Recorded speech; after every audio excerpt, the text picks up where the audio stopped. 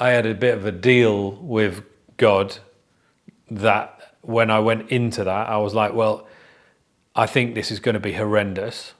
When I found out it was cancer and I was going to have to treatment. So I was like, my deal is I need you to teach me some gold in this season. I'm open to learning, but you have to draw good out of this, which God says he will do, draw good out of all situations for those who love him. I'm like, you better do that, because otherwise this is entirely pointless. It's horrendous in every other way, but if I can grow in wisdom, if I can grow in knowing more about your spirit and your fruit of it in my life, then great. Mate, Luke, where are you from? From York. Not quite born and bred. Born in Cheltenham actually, but moved here when I was 3. Lived here ever since. So definitely got the thick in the head bit, but not quite born and bred. What's home life like for you? Mum and Dad about? Dad died in 2009, and he was a great dad. And both Mum and Dad love the Lord. So I grew up in a family where we were active in our faith. And Mum's great. Mum lives in Manchester now, as does my sister. So yeah, good childhood. Yeah. So what was schooling like for you? Did you do well? Yeah, it's funny. Not really. Always been a bit of a rebel, and I got expelled as an infant. As in infant school, not as an infant. That's why I don't just call all kids infants. But in infant school, before I'd actually got to junior school bit. So when I was 6, I got expelled, and just for running away consistently, and I guess other bad behaviour. But pretty much it was the running away bit that they just drew a line under. I just hated it. We lived on School Lane in a village in Fulford, south of York, and so our house was at the end of the same lane the school was on. And every now and again fairly regularly, I would just go, I hate this. I hate being confined, being stuck in, I hate the institution feeling. So I just used to leave. Apparently on my first day at school, I said, that was all right, but I don't think I'll go again. You know when you have one of those taster things, I must have been like nearly 4. And I said to my mum, that was all right, but I'm not sure I'll go again. But obviously you have to go. And I didn't like it. I didn't like the structuredness of it. So I just used to run away. Yeah. That's wild. That's 6. At 6. So they said, we can't cope with this kid. You're going to have to find another solution. So my parents had me see a child psychologist, and they said I've got an all right IQ, so that's not the problem, but he's just understimulated, they said. So my parents said, well, we'll send him to a private school. They had to, I think it was my granny that paid for that. She helped him out, and I loved that. I went to the Minster School for 4 years. But then the primary school said, when they found out that, they said, well, we'll have him back and we'll see if we can make it work. But my parents were like, forget it. You didn't want him when you thought he didn't have too much to him. So they said no. I went to private school for like 4 years, and then I went to the comp when I was 11, which went back to Fulford Comprehensive, and I loved that. We've got a bit of building work going on. There is a bit of banging, isn't there? That's all right. Right, we're back. No more banging. Sorted. Yeah. Tell us a bit more about the Rebel.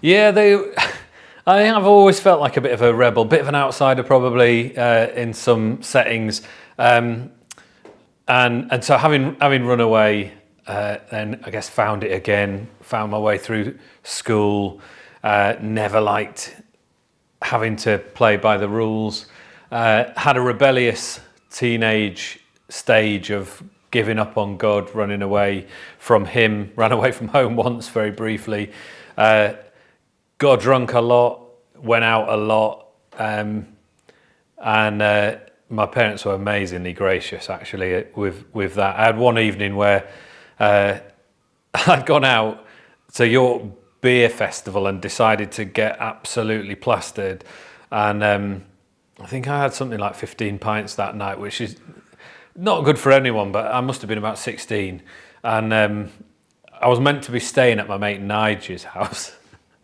And it was all going okay, but when we got back to Nigel's house at about 2 a.m, and I vommed, I was sick everywhere.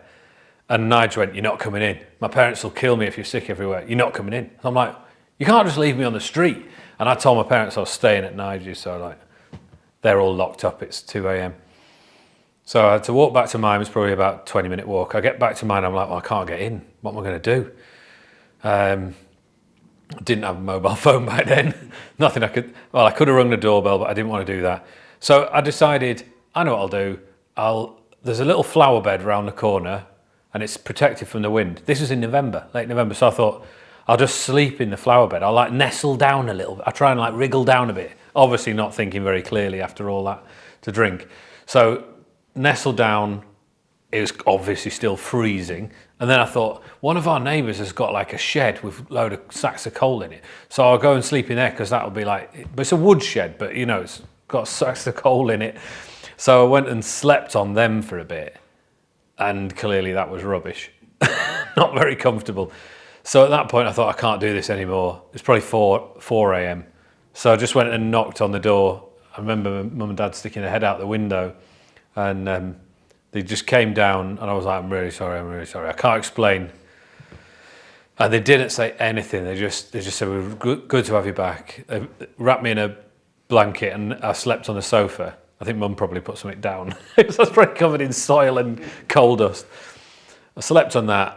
Woke up the next day. I pretty much slept through the next day. Woke up the next day, and they never questioned it, which I really was surprised by. I thought I was in for the high jump, but they didn't question anything at all. They just welcomed me back. They just said it's great to have you back, and so I suppose a bit like I did feel like the prodigal son in that moment, and then I gave my life to Jesus again. Like I said, I grew up as a Christian, but yeah, binned it off really. But I gave my life to Jesus at Spring Harvest, and because my parents would speak at these things, they were Christian leaders, and they'd be speaking, doing seminars and stuff. And so we went along as kids. And I didn't really want to be there. I would just go to the snooker hall, and I didn't mind going to the fun splash and stuff like that, go swimming. But there was a girl that I did quite like. And she said, do you want to come along and hear this band? And I was like, what are they called? She said, they're called a Worldwide Message Tribe. I said, I've heard of them. My sister listens to them. They are cheesy dance music. I'm into indie, rock, Oasis, all that kind of stuff. Red Hot Chili Peppers. I'm like, I do not want to know about this Worldwide Message Tribe. However, I did quite like her. So I was like, I will go. I'll go because you've asked me to go. And on that night, I was not interested in the music. I thought it was actually pretty bad. But there was a guy who was jumping up and down on the stage, being an idiot. And at that point in time, I thought, basically, I just want to be an idiot. I want to have a laugh. And a lot of the Christians I could see seemed really boring to me. And I thought, I never really gave up on Jesus, but I did give up on church. I did give up on a lot of the Christians. I never really gave up on Jesus, because whenever I read about Jesus, I thought, this guy is someone I would want to be around. If I'd have met this guy face to face, I would want to know him. He seems amazing, and he seems to also want to chuck off the power systems that I find frustrating, and the institutions. He doesn't bow to them and all that. He seems like a bit of a rebel. But yeah, I thought basically I just want to be an idiot, right? Then I see this guy on stage, who I now know was Andy Hawthorne. At the time, I just thought he was an idiot jumping up and down on the stage. And I look at him and I think, he's an idiot, like I am, but he is God's idiot, and I'm just an idiot. So I was like, God, if I can be an idiot for you, then I'm in. But I do not want to be a dull Christian. I do not want to be somebody who just goes to church and lives a nice life. I just think life's got too much to it to waste it being like that. So I gave my life back to Jesus that night, and I have now told Andy that. As an adult, I've got to know him, and I really appreciate the guy, and I've told him that. I actually don't think he really liked it when I told him I thought he was an idiot the first time, but eventually he understood what I meant by it. And anyway, so there's always been a bit of a rebel in me, and even though in ministry, once I'd started working for Fusion, it was quite a lot later on. I still felt this need to break rules, to like push things and whatever. And there was a prophetic word being given out at an event that we were organising, and somebody said, "Come forward if whatever." But I was kind of part of running this thing, and I didn't really hear what when sometimes they call people forward, and I didn't really hear what the call was. But Rich Wilson, that I've worked with for years in Fusion, he just goes, "Luke, that's for you, that." And I was like, "What did he say?" And he just went, "It doesn't really matter, does it? But it's for you. Just go and respond." So I was like, "All right then." So I just went to the front to respond, and this person came around praying for people, and he said, "I feel like the Lord says, you have been doing things because people say you can't, and I say, and you've been going, I'll show you I can." And God wants you to stop doing things because other people say you can't, and He wants you to do things because He says you can. And he will let you walk through walls. He will let you walk into places that the world says you're not allowed to go into, and to speak to people that you shouldn't be able to have a conversation with, but somehow you find yourself in the right room at the right time, and it all works because He's said.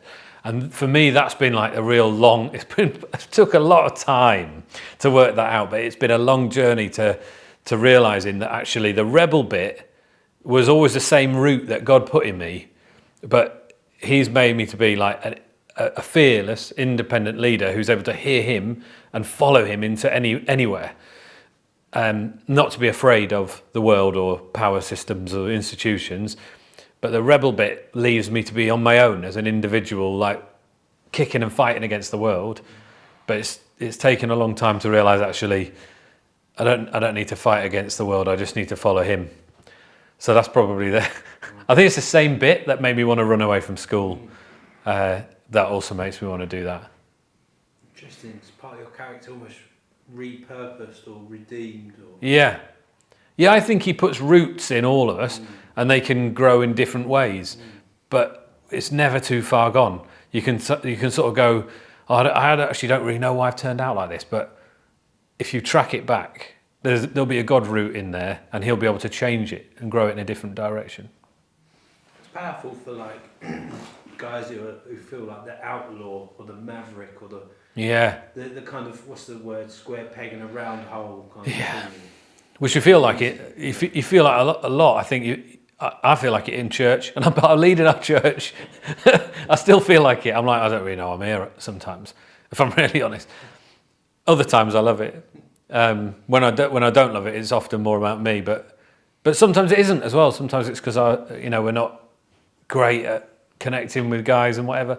But I also feel it in society in general. I think we all sometimes just think, what's going on? I'm being fed a load of lies here or whatever. And that's why it's so important to be able to know who you are following. So if you don't get sucked into feeling like, well, the BBC app is feeding me a load of liberal lies, or feeling like I'm getting a load of right-wing nonsense from another direction, well, just shut all that down as far as I'm concerned. The world's always been biased in all sorts of different directions. Don't let that worry you. The question is, what's Jesus saying to you right now? What has He said to you recently? When you spent time in His Word, what's He said to you? Because I think if you've got that as a plumb line, then you can go, well, yeah, they were kind of going to say that a bit, and they probably were always going to be a bit like that. So that for me is pretty important as a compass point. Wow. How have you found that sort of true north in your life to be like an anchor, or in what ways or what moments has that really held you, whether that's good or bad? Like what that meant for you? Yeah, Jesus has always been. I've always liked Him as a historical figure that you read about in the Bible as God.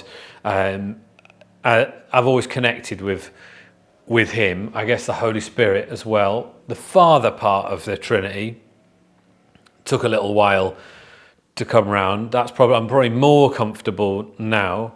I had a great human dad, but like I say, he died in 2009, so 15 years ago.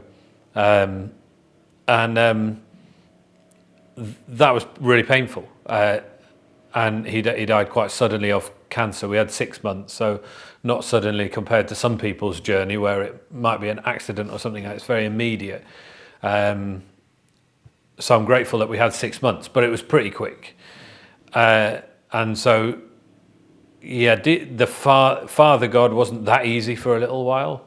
But I'd say that's been really redeemed, and I really get that now. It's like it's been restored and remade.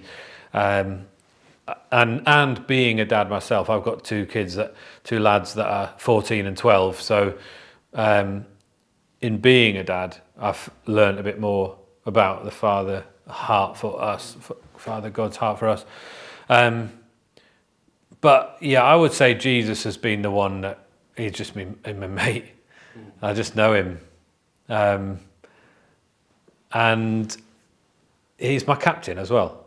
So that is something that's been recently, I've been spending time meditating on him, on Jesus as my captain, like an on-pitch captain, but like the best captain you've ever had, or the best kind of co-worker manager that you've ever had, but better than that, but knowable, but someone you do look to, but not bossy and inspirational, and so I've been thinking about Jesus a bit like that recently. And as I look at the different pain moments in my life, Jesus has always been present.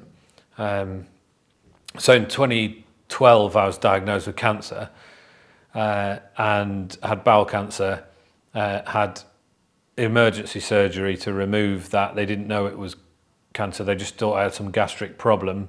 They operated and saw it. So I had to remove the tumour, remove a foot of bowel. They gave me a colostomy bag for a year, and I had 6 months of chemotherapy, and it was brutal. We had 2 kids under 2 at that time, so Hannah was just unbelievably strong. My wife Hannah was just amazing and kept everything going. And that was really hard. I was unavailable a lot of the time while I was having chemotherapy, out of it on the bed, completely wiped out. And then I would like bounce back, and I'd be all right for a week. And then chemo was like every 2 weeks. So it was a bit like on and then off, which is really hard for her to gauge, and for the boys. And then, but when I can remember. One of the most important encounters with Jesus that I've had really was, I'd gone through this emergency surgery. I'd woken up. They didn't know what they were going to do because they didn't know what they were going to find. I woke up from surgery and I had my bowel sticking out of my stomach, and there's a bag on it. And I'm like, I genuinely didn't even know what a colostomy was. Maybe if you're watching this, you don't know what a colostomy is, but your bowel sticks out your stomach and you poo into a bag. So I'm like, I had no idea that even existed. I was 32 at the time. I never heard of it. I'd never known anyone who had it, or not to my knowledge. So I was like, what is that? And they're like, well, that's where you're going to go to the toilet now. I'm like, what about my bum? And they're like, well, you're not going to need it. I was like, what on earth are you talking about? This is just such a head flip. So getting my mind around that, some seriously dark moments in the hospital, wrestling with it and being gutted and just horrendous, low moments. And but you're a bit in fight or flight in hospital, because it's just on the whole time. There's beeping machines and people having moments, loud moments in a different bay of the ward or whatever. So you're kind of on edge the whole time. So I didn't really relax until I was home, from all that surgery and stuff. And then so I got home, lay on our bed. I'd lost 3 stone in 3 weeks. I felt like a rake and just I was wasting away, kind of thing. And so I'm lying there and I just started to weep, and I just cried my eyes out, which I hadn't done at all. I hadn't cried at all through any of it, because it's just in the moment, I think. And then all this trauma starts to come out, so I'm crying about it. And I was praying, just going, where were you? That was my prayer. It's like, where were you?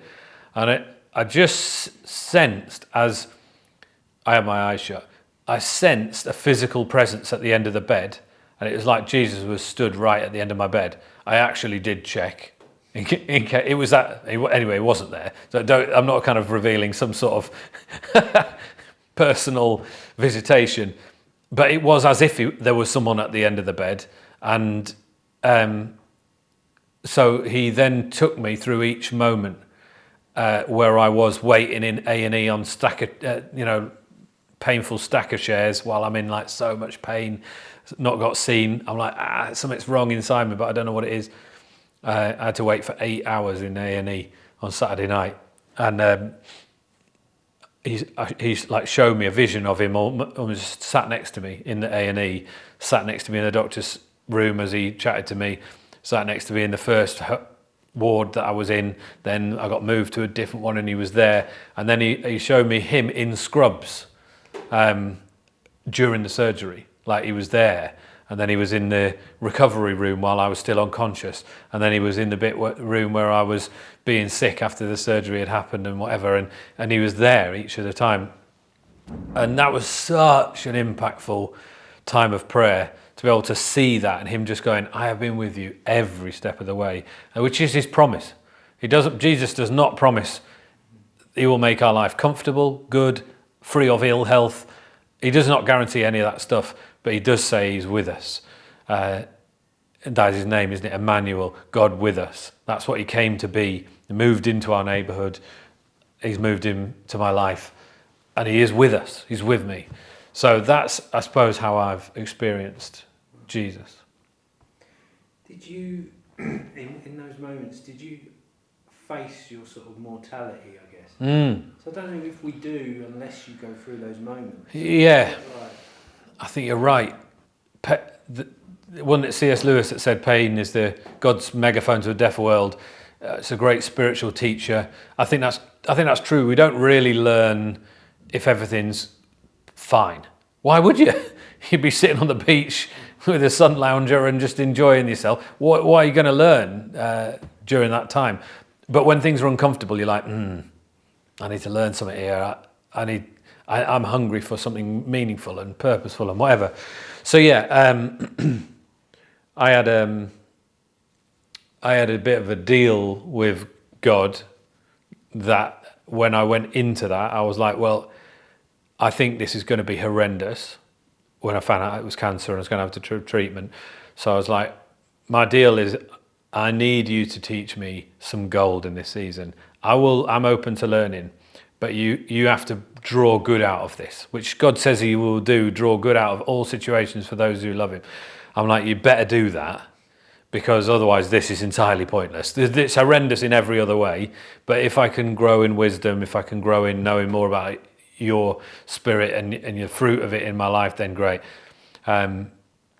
Someone said to me at the time, when Jonah went down into the belly of a whale, he was in the as low as you can get, basically, as a human. And he's like, there's only two ways out of a whale. You either come out better or bitter, or spat out or shat out. I don't know if you can include that on your video, but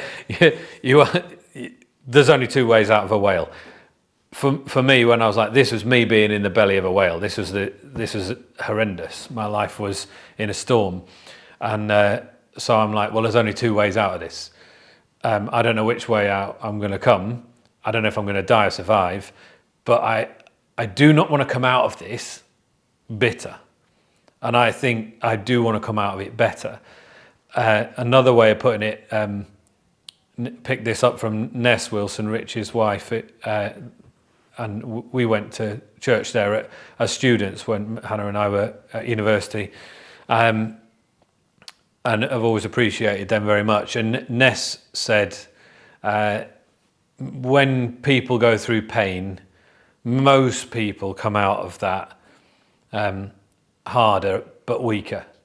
But when you go into a season of pain, if you know that you're going into a grief thing or something happens to you, say to God, I want to come out of this softer and stronger, not harder and weaker. Most people put on some kind of veneer, they build up a wall, which is kind of understandable. Like I would get why people would do that as a bit of a self-defense, but it doesn't actually help in the long run. I think the opportunity is for us to become softer and stronger, like internal core strength in our faith grows, but we're a bit more sensitive, a bit more receptive to other people and what pain that they're going through, rather than I've locked down, I've numbed up, I've like anaesthetized myself to the pain. I can't pray anymore because it's just. Now I get why that happens. I do understand why people do that. And in a way it's a coping mechanism, and fair enough for coping. But I still think there's an opportunity at any point to say, you know what, I want to soften and I want to grow stronger. So, but my mortality, that I definitely faced it. And I was absolutely convinced I was going to die within a year. So in having this chemotherapy, they gave me the stats. And they were like, it's a 60% chance that this will come back. And I was like, okay.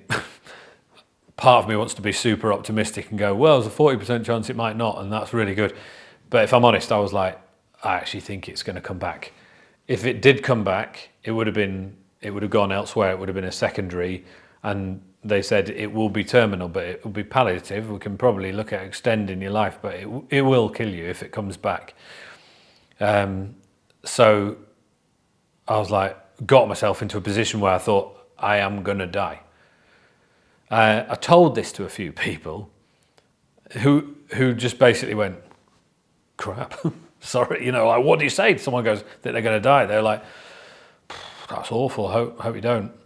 Now, obviously, as has often been the case in my life, I was wrong and I didn't die of that. It's now 13 years since then. But I thought I was going to die within a year. But I said it to Matthew Porter, was the vicar at the St Michael of Belfry in York, and he and I were meeting pretty regularly. He was so helpful, and I told him that, and he just said, "Yep, you might do. None of us know when we're going to die. Well, let's say you are going to die in a year. What are you going to do differently between now and then, if that is going to happen?" And that he was the first person to basically say anything like that. And it was so transformative. And I'm like, oh, that's a good challenge. Well, I probably would live more generously. I probably would. There's a few people where I've fallen out with them a bit. Like nothing major, but a bit. We haven't got on very well. And I probably want to sort that out and make sure we're in a good place. There's a few people I really appreciate in my life. I never really told them that I appreciate them. So I probably want to honour them and actually tell them in words, not just in my own thoughts, that I think they're brilliant and they've meant a lot to me. There's probably some people I want to forgive and let go of a few things. And I also really want to tell people in my life how good Jesus is, because he is honestly the best thing I've ever come across. But I do get a bit shy of telling people, like a lot of us do, I think. You kind of move on with life and I forget about it. So I'm like, I would just go for it. I'll leave it all out in the field. Anyway, then Matthew Porter, he goes, that sounds like quite a good way to live. Why don't you just do that anyway? And I think I learned something about this, a bit of the secret about how we're meant to live as disciples of Jesus in that moment, because I reflected on it later thinking, well, the disciples, all apart from one of them, got killed for living for Jesus, and loads of the early church did as well, but they all thought that Jesus was coming back within their lifetime. So they lived with an abandon. They left it on the field. They absolutely went for it, and they didn't hold back. Then Paul has to do a load of writing in the New Testament about what dying and sleeping is, and they will be raised again and whatever, because he has to explain to people why they died. But we've now lived for 2,000 years as the human race since then. So we're now deluded into thinking, well, he's probably not going to come back for another 2,000 years or 10,000 years. So there's no urgency. So we don't live with a sense of like, this is so crucial. But there is an urgency to sharing the gospel. There is an urgency to living for Jesus with every fibre of our being, because he's the best thing ever, and because there's people who don't know him, and because life's too short to just live as if we're living for millennia, if you know what I mean. We have only got a short amount of time, even if we live long lives. So I think I probably captured something of that essence during that time, And I'd love to say ever since then I've always lived as if like it was like that, but the truth is that isn't always how it goes. But I regularly remind myself of it and try and get back on track with it, because it's so easy for it to just become you just slip back into old habits and slower ways of living and things, and I'm just like, I actually need to remember. And I think for anyone, this is a great thought. I try and do this on myself at every January, just to think, what if you just got 1 year? What if Jesus comes back within this year or at the end of this year? I'm not coming out with a Nostradamus, by the way. I have no secret knowledge about when the second coming is happening. But I'm just saying, but if you did know that, you probably wouldn't steward your finances so shrewdly. You probably wouldn't hold back with your words as much. You probably wouldn't hold on to unforgiveness, all those things, if you only had a year. And you'd probably tell a few more of your mates, honestly, this Jesus guy's the best thing out. I'd love you to know him. And you wouldn't worry about what they might think.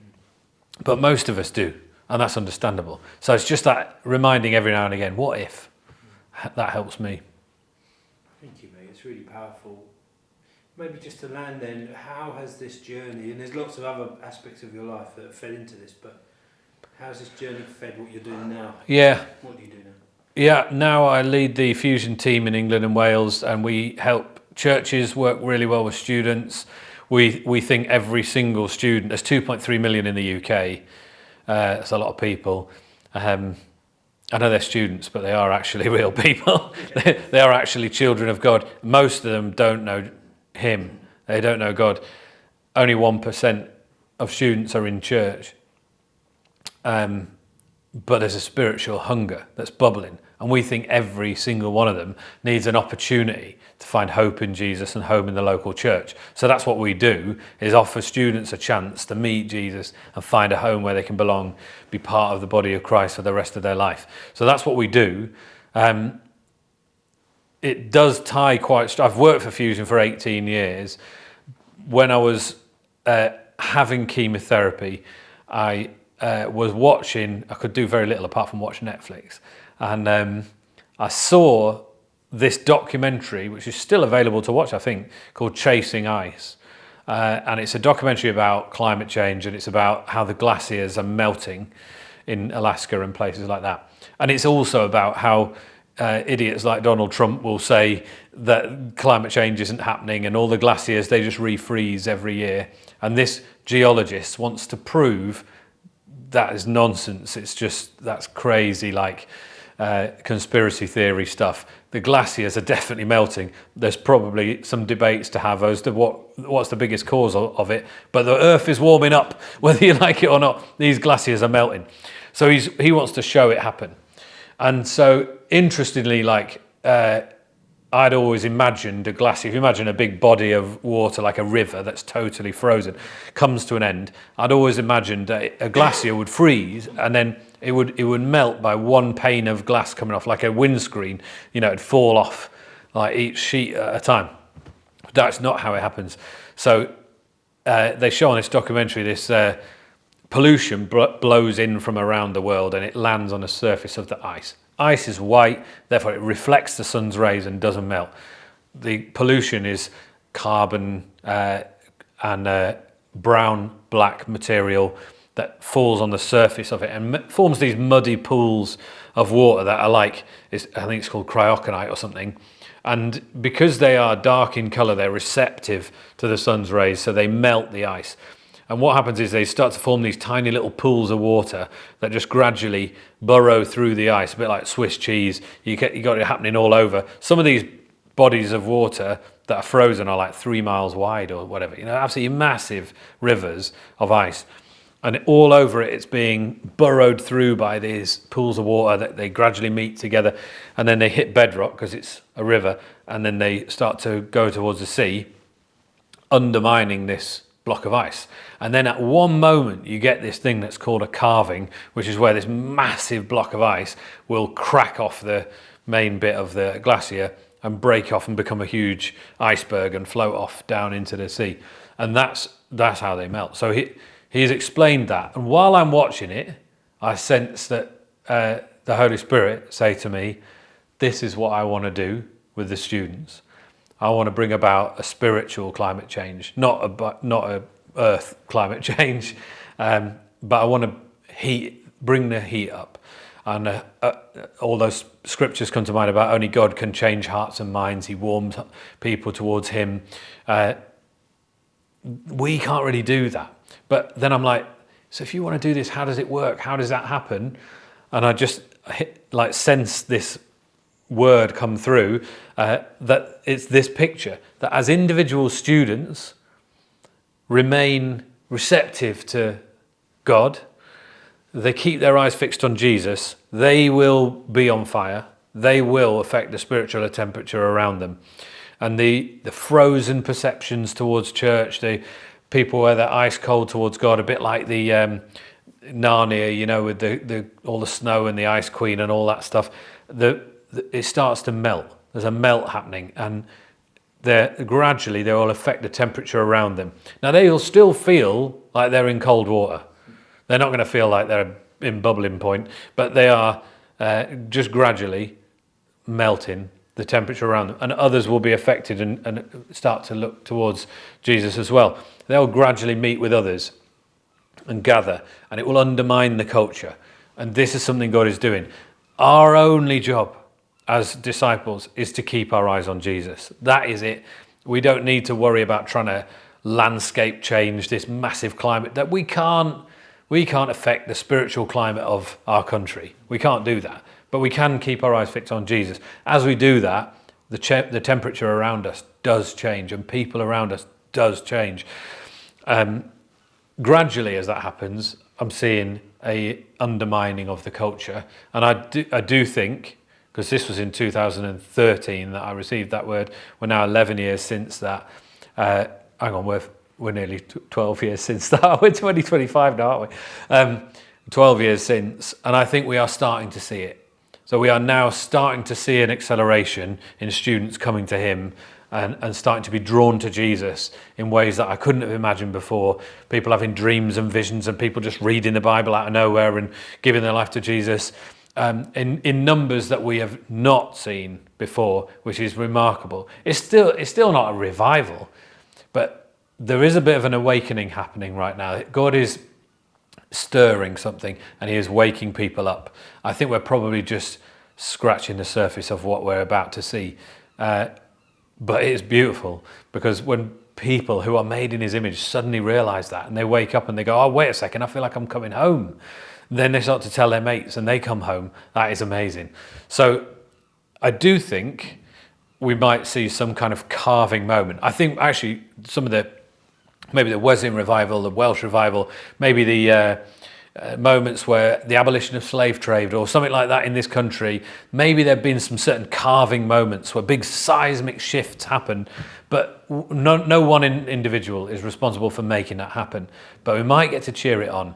And so when I was on that hospital bed thinking I'm going to die in a year, I see this thing, and in the documentary, he is making this, he's trying to capture it by doing still shot photographs, one a day. And he films for a year and shows how this glacier melts up the valley. And he's like, this thing doesn't refreeze every year. This is like been frozen for thousands or millions of years or whatever. And while he's there, they never captured anything on camera like this. While he's there, he sees this massive ice block start to go. You can hear it cracking. So he gets out his video recorder and starts to film it. And he films the biggest carving of any ice block that's ever been filmed. And he can't believe he's there. And he actually captures it. He says at one point, to just give you a scale of this thing, because it's just all white and blue and ice. And he's like, I'll just overlay Manhattan, the island of Manhattan. This one block of ice is the size of the island of Manhattan. Like, you just can't get your head around how big a block of ice is. So he captures that on film, and I felt like I re-gave myself back to God in my calling at that time. I said, don't know how long I've got left, but I think this is the hillside I'll want to die on, for student mission, for students to come to Jesus. I think that this is my call, and I don't know if I'll see it or not, but I might. I think I might. I think I might get to capture it and be the guy. If I can just be the guy on the hillside with a camera saying, look at this, look at what's happening, and record some of it and like tell people about it and let them know the climate is changing around you and you're not in charge of making it happen. There's no pressure, duty, responsibility on you. It's just an invitation to put your eyes on Jesus and let the rest of it happen. Wow. One more question.